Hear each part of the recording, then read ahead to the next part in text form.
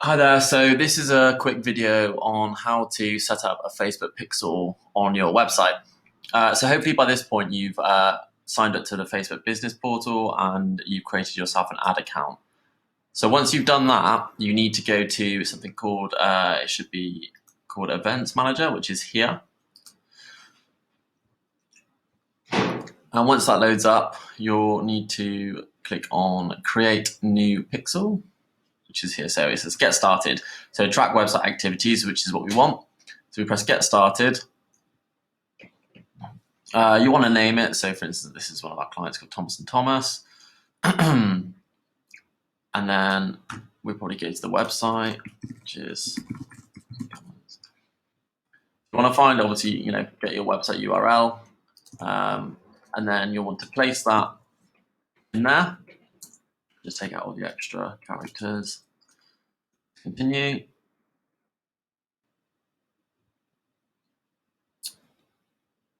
And so, for instance, most of our websites, well, all of our websites are built on WordPress. So depending if you've had it built on something else, you might have to go down a different route, which they have here, which is code. So most websites you can pop a bit of code into. But for instance, for us, we can get on the WordPress route. So we'd set up partner. Just follow through here. And what it will do here is it will give you a little zip file to download. And what you'll need to do is download that and leave it as it is and press continue.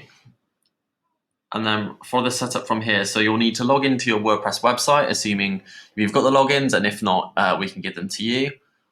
And once you've logged in, you'll go to something that says plugins in the dashboard.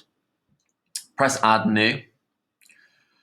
Continue from there. And then you choose file, and then it will open up your files on the computer or desktop, laptop. And you just need to locate that file that was previously downloaded, upload that, and it'll install a plugin which has the code already inside it. You just need to press activate, so the plugin's ready to go. Once you've done that, all you'll need to do is place the URL again into here, and you'll just then press send test traffic. You'll need to do this probably a few times. It can be a little bit temperamental, but essentially you're just trying to, when other pixels in, if we click things, it will want to just recognize that, the pixels recognizing that the connection has been made between the two. I haven't actually put the code in this, so it won't show up. But yeah, best practice is just to keep trying send test traffic, and eventually this little red thing will turn green when it's worked, and it will again start populating your list from there.